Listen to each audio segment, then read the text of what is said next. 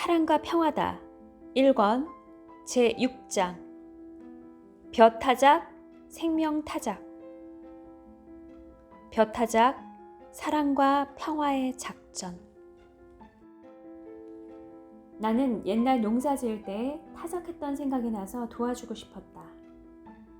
또 최명식 주월 사령관의 방침이 내려오기를 적을 죽이는 작전만 하지 말고 추수 때에 주민들을 도와주며 봉사하라 하였기에 도와주는 것도 작전이라 생각되어 도와주고 싶었다. 그리고 타작하는 그 아가씨를 보니 고향에서 어머니와 여동생과 내가 어느 여름날 보리 타작하던 것이 생각났다. 마치 내 여동생이 혼자 타작하는 것 같이 보였다. 특별한 타작 기계도 없이 단을 묶어놓고 벼 이삭을 발로 비벼서 떨어지게 하는 원시적인 타작을 하고 있었다. 이를 보니 그들은 오랫동안 전쟁하느라 농사 기술도 한국보다 수십 년이나 떨어져 있음을 알 수 있었다. 나는 그보다 나은 재래식 타작 방법으로 2시간 이상 땀을 뻘뻘 흘리며 꺾으러기를 뒤집어쓰며 일을 해주었다. 아가씨가 가지고 온 돗자리를 이용해서 아가씨는 돗자리로 풍석질하여 바람을 일으키게 하고 나는 벼를 훑어내려 부채질하여 깔끔하게 해주었다. 그 방법을 처음 써보는 아가씨는 타작을 더욱 이상적으로 빨리 하니 재미있어하며 땀을 뻘뻘 흘리면서 돗자리로 부채질을 해댔다. 하다 보니 군대 오기 전에 내 여동생 영자와 이와 같이 타작하던 때가 생각났다. 나는 어느샌가 일에 빠져 내 일처럼 정신없이 하고 있었다. 아가씨도 일에 빠졌는지 나에게 빠졌는지 싱글싱글 웃어가며 나를 힐끔힐끔 쳐다보며 너무 좋아 몸둘 바를 몰라 했다. 처음에는 우리들을 경계하며 뭘 물어보아도 대답도 하지 않더니 일을 도와주니까 얼굴빛도 바뀌고 모든 행동도 뒤바뀌어버렸다. 한국인이 어떠냐고 물어보니 엄지손가락을 쭉 펴는 제스처를 하면서 최고라고 표현했다. 나이는 20살 남짓하여 보였다. 이날 나는 그 집에서 경계를 하며 콘크리트 바닥에서 몇 시간 동안 벼 2가마 이상을 타작해 주었다. 근래 하지 않던 일을 하다 보니 허리가 아프고 몸살이라도 날 듯했다. 전우들은 밤에 매복작전을 하기 위해서 돌아가면서 실컷 잠들을 자고 있었다. 잠을 자다 일어난 소대장 전령이 나에게 하는 말이 정상병 마치 처갓집 일을 해주는 것 같아. 잠 안 자? 도와주는 것도 좋지만 씻을 것도 없는데 껄끄러워서 어떻게 하려고 하냐? 라고 했다. 나는 아가씨가 혼자 일하는 것이 안쓰럽지도 않냐고 하며 옛날 생각하면서 부모님과 여동생을 돕는다는 마음으로 듣고 있다고 했다. 벼는 보리보다는 덜 껄끄럽지만 몇 시간 타작을 하다 보니 벼 꺾으러기를 뒤집어 써서 온몸이 껄끄러웠다. 다 끝난 다음에 등목이라도 하기로 했다. 소대장 전령도 나를 도와 한참 동안 타작을 해주었다. 그러다 자기는 더 이상 땀나고 껄끄러워 못하겠다고 집어던지고 수통에 물을 가지고 등목을 해야 되겠다고 하기에 내가 물을 부어 깨끗이 씻어주었다. 다른 전우들은 잠을 잘 만큼 잤는지 일어나서 소대 본부를 왔다 갔다 하고 있었다. 나를 보고 껄끄럽지도 않냐고 하면서 뭐하러 그리 비스땀을 흘려가며 힘이 들게 일을 해주냐? 라고 했다. 나는 전우들에게 전쟁터에서 육체적 사랑의 작전만 하지 말고 나와 같이 주민들에게 봉사하며 정신적 사랑의 작전을 하라고 했다.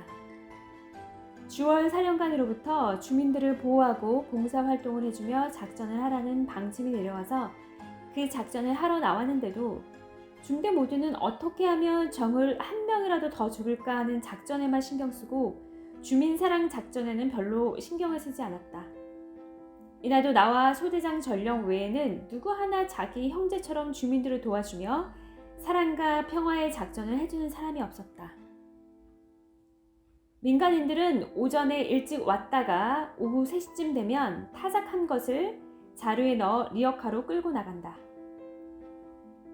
베트공들이 활동하기 전에 신속히 움직이려는 것이다. 내가 도와준 아가씨는 다른 날보다 몇 시간 일찍 끝나서 좋아하며 나에게 까몽까몽 했다. 베트남 말로 거듭 인사하며 고맙다고 한 후 아가씨는 타작한 것을 모두 옮겨 리어카에 실었다. 나는 바깥으로 나갈 수가 없어서 안에서만 도와주었다. 나를 보고 여자는 심각한 얼굴로 말했다. 해가 지면 베트공들이 이곳에 많이 내려온다고 조심하라고 했다.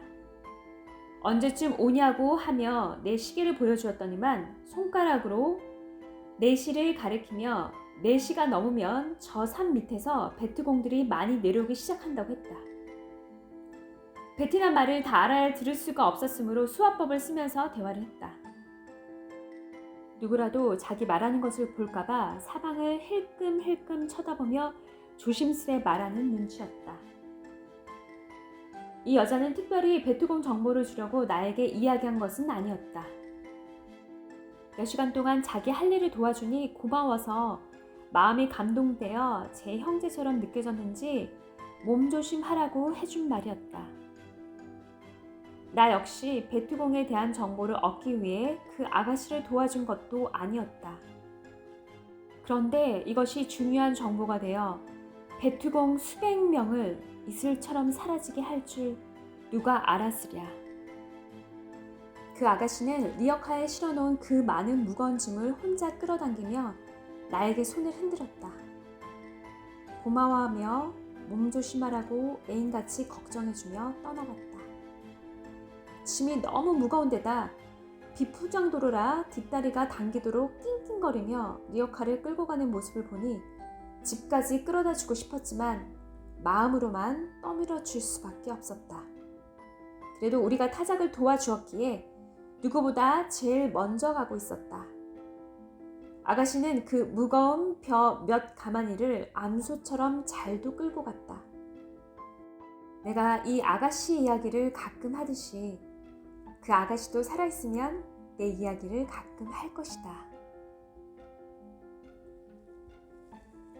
지혜잠언 제38집 471. 자기와 싸워서 이기면 사탄이 오지 못하고 왔다 가도 구경만 하고 간다. 472. 개인, 가정, 민족, 세계 모두 1단계를 거쳐서 2단계까지는 가야 된다. 473. 새벽에 잠에서 깬 것은 1단계다. 일어나 활동하는 것은 2단계다. 474. 구약은 1단계, 신약은 2단계다. 475. 신약은 1단계, 성약은 2단계다. 476.